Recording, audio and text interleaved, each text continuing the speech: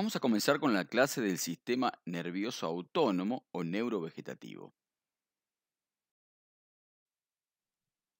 El sistema nervioso autónomo vegetativo visceral es involuntario e inerva la musculatura lisa de los órganos o vísceras, de allí el nombre de visceral.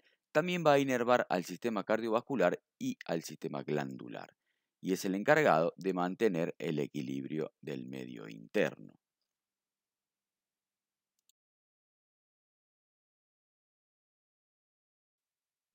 Y este sistema autónomo está formado por dos partes antagónicas funcionalmente y corresponden al sistema simpático y parasimpático. Y en este esquema lo que se quiere representar es que se vea funcionalmente que ambos sistemas son antagónicos. A nivel ocular, el parasimpático contrae la pupila mientras que el simpático la dilata. A nivel de las glándulas salivales, estimula la salivación el parasimpático mientras que el simpático la inhibe.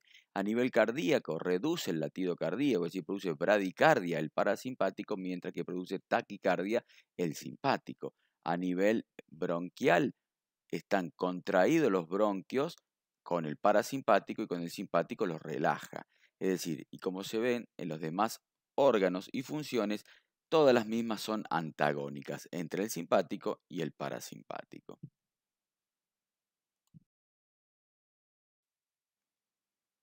Estos sistemas simpático y parasimpático se encuentran por todo el organismo, distribuyéndose en los órganos centrales, formando núcleos grises autónomos o bien dispersos en la sustancia gris y constituyendo así el sistema nervioso autónomo central. Y las prolongaciones de estas neuronas salen del sistema nervioso central a través de algunos pares craneales o por las raíces de los pares raquídeos, constituyendo así al sistema nervioso autónomo periférico. Es decir, que vamos a tener un sistema nervioso autónomo central y periférico con función simpática y parasimpática. Y comencemos a describir al sistema nervioso autónomo central.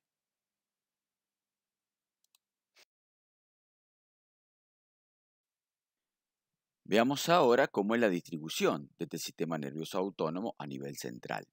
Y vamos a decir que todo el sistema nervioso tiene función somática y dentro de este se distribuye el sistema nervioso autónomo simpático y parasimpático.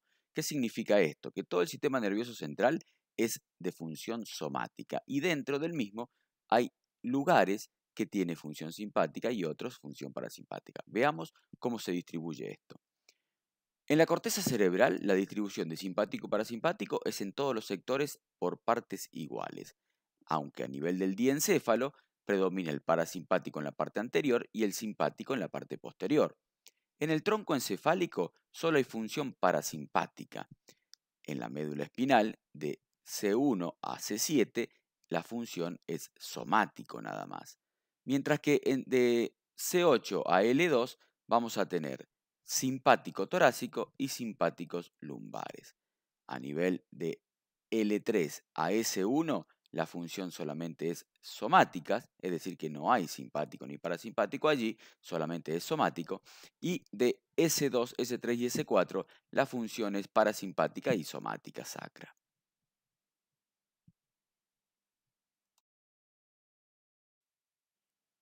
Comencemos a describir el sistema nervioso autónomo periférico.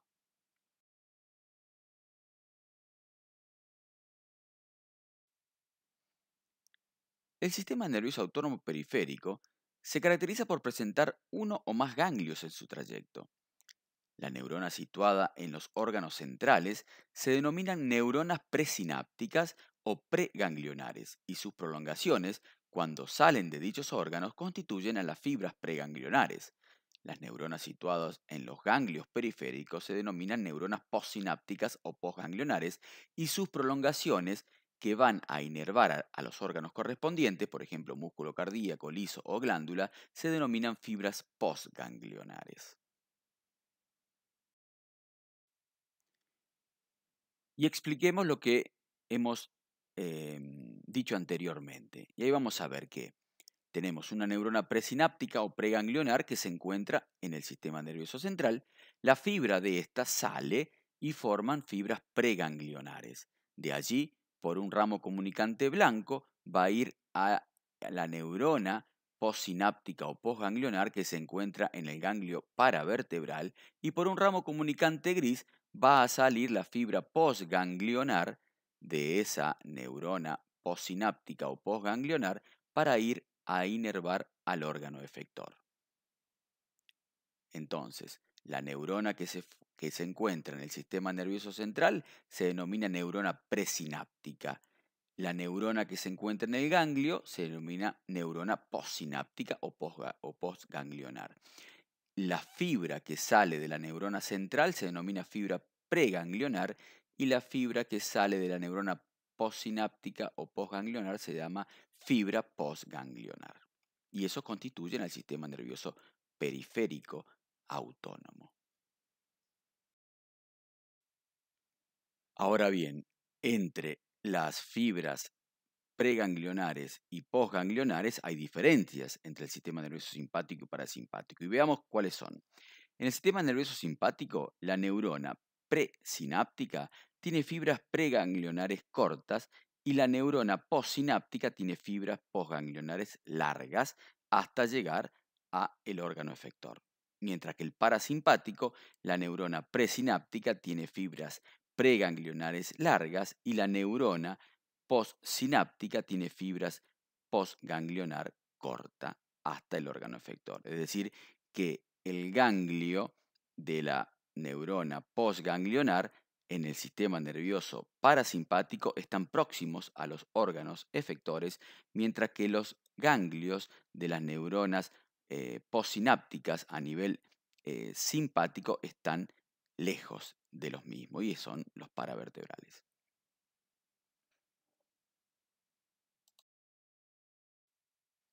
En resumen, este sistema nervioso autónomo presenta o se clasifica anatómicamente en central y periférico. El central se distribuye en un piso superior o cerebral y un piso inferior o encéfalo-medular. El periférico comprende fibras preganglionares, ganglios con su neurona postsináptica y fibras postganglionares. Y funcionalmente el sistema autónomo se clasifica en simpático y parasimpático, cada uno de estos en motor y sensitivo.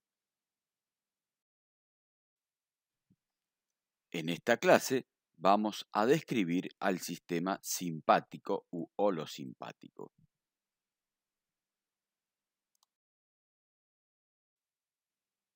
Y veamos el sistema nervioso simpático central.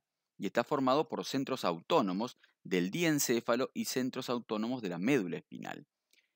Los autónomos del diencéfalo están situados en el hipotálamo y en el tálamo. Los núcleos hipotalámicos son los núcleos supraópticos, núcleo paraventricular, núcleos preópticos, núcleo supraquiasmáticos, núcleo ventromedial, núcleo arqueado, núcleo dorsomedial, núcleo posterior y el núcleo mamilar que presenta un fascículo mamilotalámico y se une hacia el tálamo. Veamos ahora los centros autónomos de la médula espinal, y estos se hallan en los segmentos espinales que se extienden de C8 a L2. Y de estos centros tienen fundamental importancia los centros cilioespinal, el que es dilatador de la pupila, situado entre C8 y T2, los centros respiratorios entre T3 y T5, y los centros esplácnicos abdominales ubicados entre T6 y T12.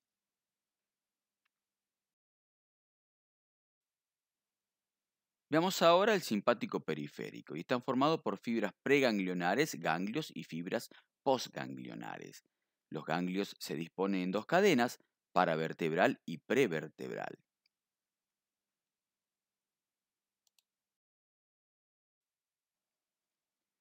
Los ganglios paravertebrales forman dos cadenas ganglionares, una a cada lado de la columna vertebral, constituida cada una por 20 a 22 ganglios unidos entre sí a través de un cordón denominado intermediario.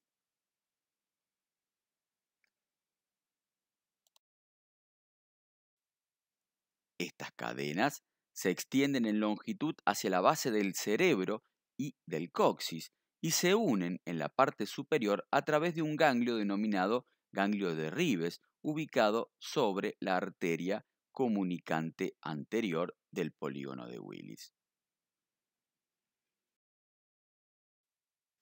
En la parte inferior también se unen por otro ganglio denominado ganglio de Walter y está situado en la cara anterior de la primera vértebra coxígea.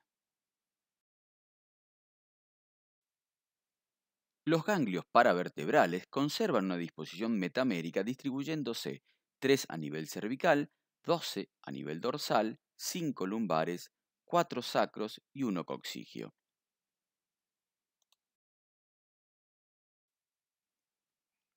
Por su parte, los ganglios prevertebrales son de forma y tamaño variable y ocupan distintas posiciones en sectores torácicos y abdominales.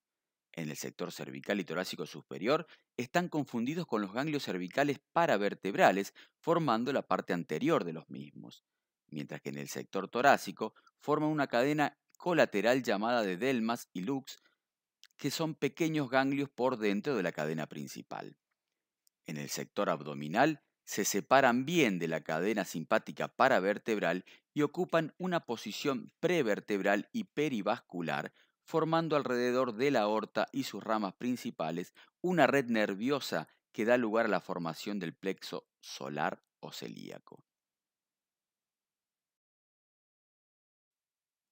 Y aquí tenemos en esta imagen la cadena prevertebral que forma al plexo solar o celíaco, que está bien em, diferenciada de la cadena paravertebral.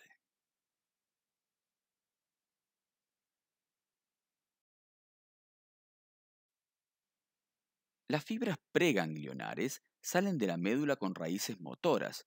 Luego se desvían por un ramo comunicante blanco para llegar al ganglio paravertebral o llegan al mismo a través de un tronco intermedio simpático. Mientras que las fibras postganglionares son de dos tipos: un ramo comunicante gris, que están formadas por fibras de los ganglios que por medio de un ramo comunicante gris vuelven al nervio raquídeo o espinal y así distribuirse en toda la piel, sus vasos, los músculos piroerectores y las glándulas sudoríparas. O los nervios esplácnicos, que en realidad está constituido por fibras preganglionares que pasan por el ganglio sin hacer sinapsis y se dirigen a los ganglios prevertebrales donde terminan.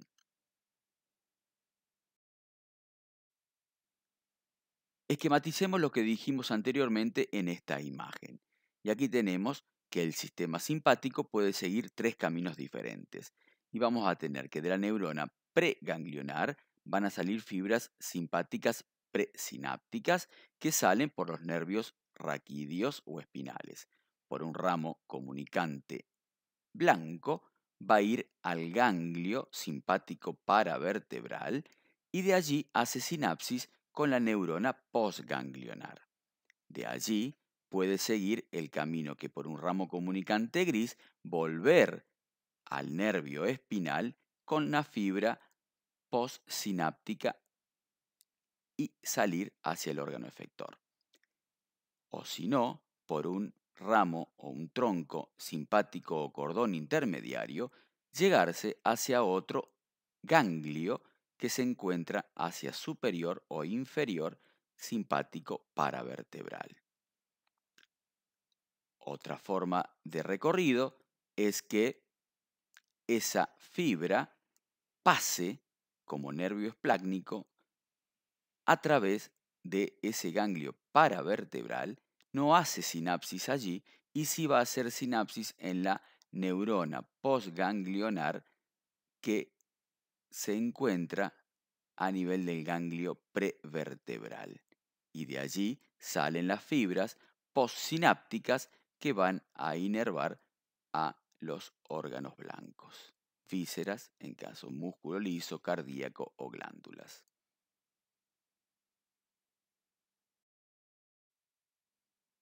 Comencemos a describir el simpático cervical periférico.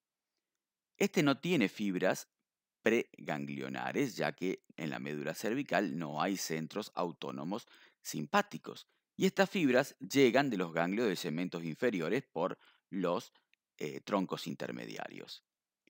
La cadena ganglionar paravertebral está formado por tres ganglios, uno superior, uno medio y otro inferior, y de ello se originan fibras postganglionares.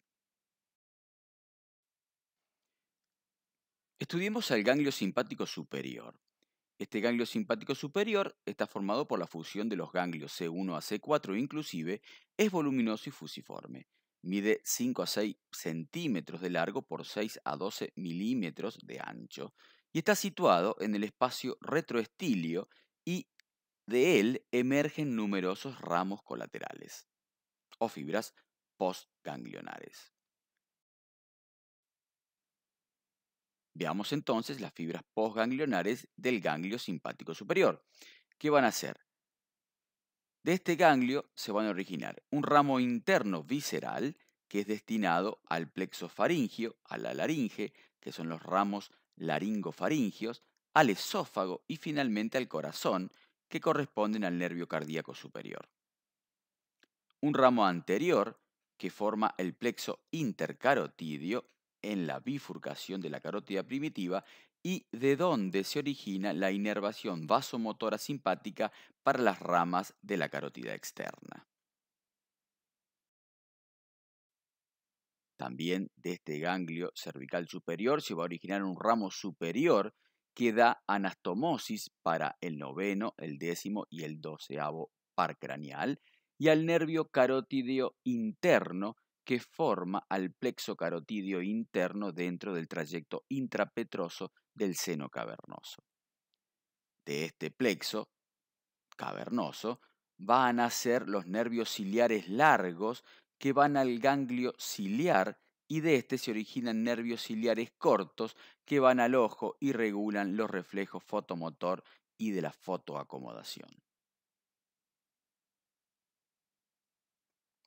También se van a originar ramos vertebrales posteriores para el cuerpo de la segunda y tercera vértebra cervical y a veces para la cuarta vértebra cervical.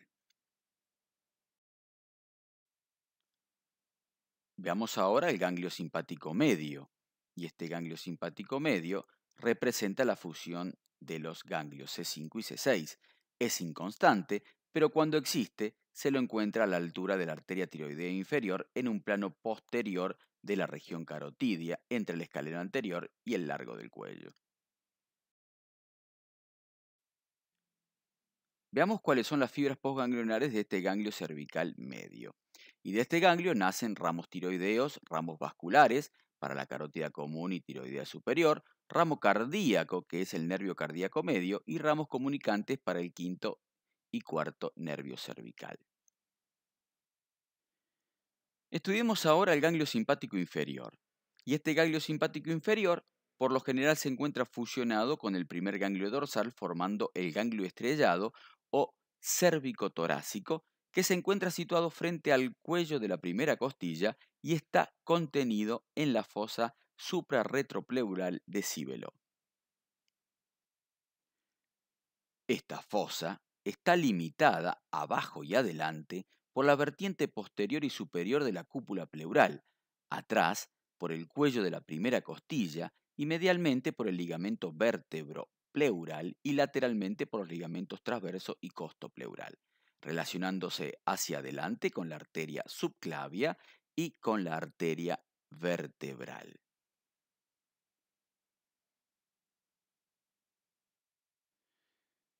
Veamos las fibras postganglionares del ganglio cervical inferior. Y estas van a ser ramos comunicantes del plexo braquial que se disponen en un plano superficial para las cinco raíces del plexo braquial, ramos laterales o vasculares que acompañan a la arteria subclavia y se ramifican en todas sus ramas, dando inervación vasomotora al miembro superior. Además de este ganglio inferior van a nacer ramos descendentes que incluyen un ramo comunicante para el nervio vago, otro para el nervio frénico, al nervio cardíaco cervical inferior y filetes para el esófago y la cúpula pleural. Un ramo ascendente que acompaña la arteria vertebral con el nombre de nervio François Frank. Y por último, de los tres ganglios cervicales nacen fibras postganglionares para inervar la piel y sus vasos, músculos pirolectores y glándulas sudoríparas.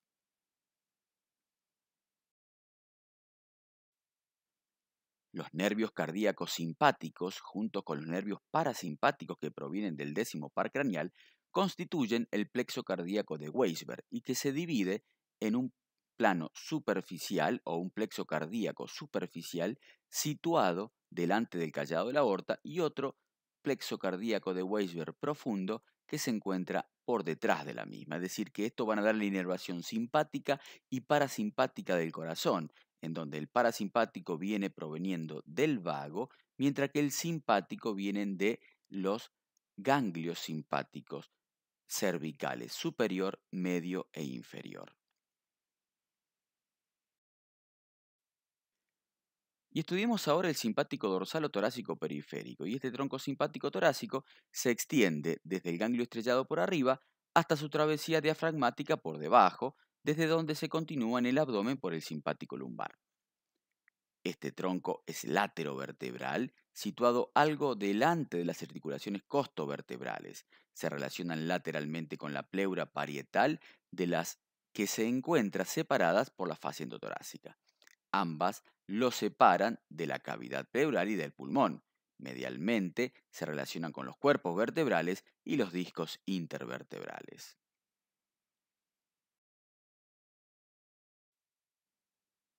Esta cadena presenta de 10 a 12 ganglios que forman la cadena paravertebral con los correspondientes fibras preganglionares que llegan de los distintos segmentos de la médula dorsal. Y de estos ganglios se originan fibras postganglionares que se distribuyen de la siguiente manera. Las 6 primeras fibras inervan a los distintos órganos de la cavidad torácica, a la faringe, a la tráquea, laringe, pleura, bronquios y pericardio.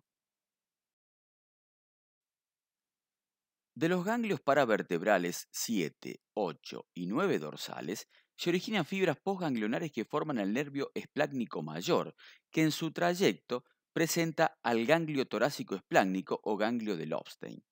Luego atraviesa el diafragma, penetra en el abdomen y termina en el cuerno o astas laterales de los ganglios semilunares.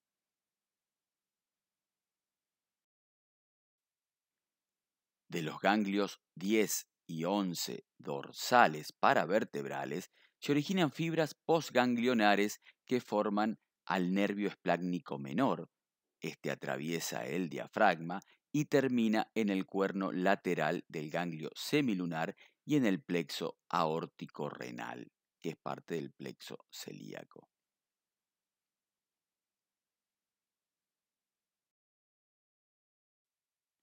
Por último, del 12 ganglio paravertebral dorsal se originan fibras postganglionares que forman el nervio esplácnico inferior.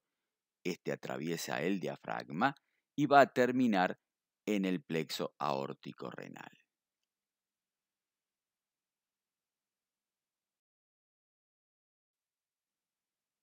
En realidad, estos nervios son ramos comunicantes blancos de modo que atraviesan los ganglios torácicos sin hacer sinapsis en ellos, por lo que se tratan de fibras preganglionares y la sinapsis se realiza a nivel del plexo celíaco, desde donde sale la fibra postganglionar que se incorpora a las arterias viscerales para alcanzar al órgano efector.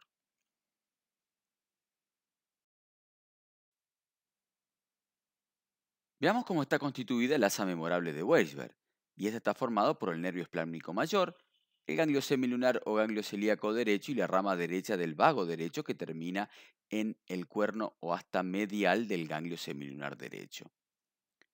Y veamos, tenemos el nervio esplácnico mayor, que nace desde el séptimo, octavo y noveno ganglio paravertebral, el ganglio semilunar o celíaco derecho y la rama derecha del vago. Y eso formaba el asa memorable de Weisberg. Del lado izquierdo, cuando el vago termina en el cuerno medial, pero del ganglio semilunar izquierdo, forma el asa homóloga o asa de Leinel-Lavastin. Es decir, los mismos elementos. El vago derecho en el cuerno medial, el esplácnico mayor en el cuerno lateral y el ganglio semilunar izquierdo.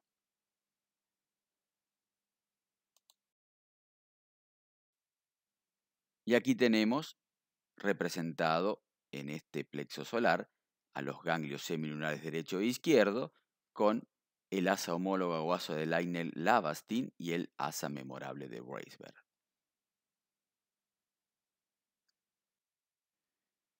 Veamos cómo está conformado el plexo solar o celíaco y está situado entre los pilares del diafragma, próximo al tronco celíaco, y este plexo está formado por tres ganglios de cada lado que son los ganglios semilunares o celíacos, los ganglios prevertebrales mesentéricos superiores y aórtico-renales.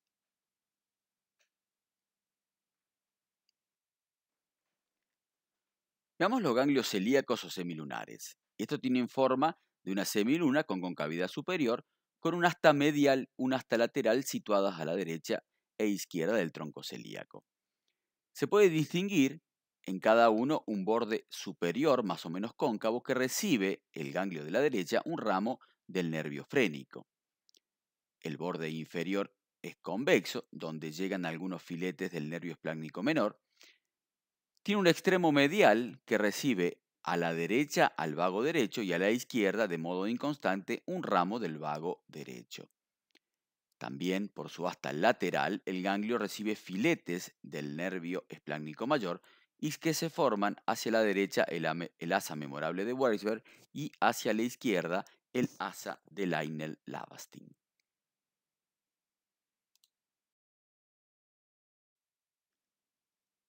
A partir de este plexo celíaco nacen nervios eferentes mixtos, parasimpáticos y simpáticos, es decir, fibras antagónicas, y forman otros plexos nerviosos alrededor de las ramas arteriales de la aorta abdominal, existiendo tantos plexos como arterias originadas de la aorta en esta región, cuyas fibras llegan a los órganos o vísceras correspondientes. Y así vamos a tener plexos a nivel del hígado y vesícula, en el vaso, en el páncreas, en los riñones, en el estómago, duodeno, intestino delgado, intestino grueso. Es decir, que de este plexo solar y celíaco, donde le llegan las fibras simpáticas del sistema nervioso simpático y parasimpáticas del vago, nacen fibras que van a formar plexos en cada uno de estos órganos con función simpática y parasimpática. Veamos ahora el simpático lumbar periférico, que se extiende desde el diafragma hasta el promontorio y está constituido por 5 ganglios, aunque el primero a menudo está fusionado con el 12 torácico y el quinto con el primer ganglio sacro, y de esta manera estos ganglios también individualizados. Y aquí tenemos, de estos 5 ganglios reciben fibras preganglionares de los segmentos medulares correspondientes y de estos salen fibras postganglionares que se dirigen a la cara anterior de la arteria aorta. De la cara anterior de la aorta, los nervios se anastomosan y forman el plexo lumboaórtico entre las arterias espermáticas y mesentérica inferior.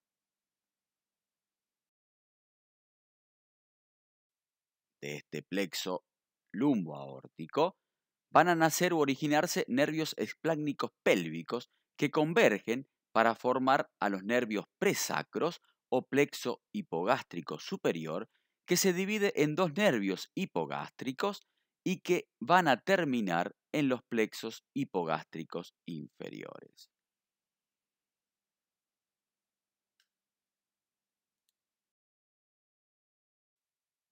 Veamos a los simpáticos sacroperiféricos, y está formado por 4 a 5 ganglios que no tienen fibras preganglionares sacras, ya que en la médula sacra no hay sistema simpático, y estas fibras llegan de ganglios de segmentos superiores a través de los troncos intermediarios.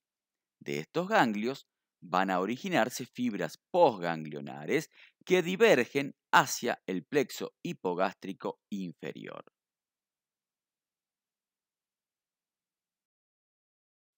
Y de este plexo hipogástrico inferior es de donde se van a originar todas las fibras que van a inervar a los órganos pelvianos, es decir, recto, vejiga, útero, vagina, ovarios.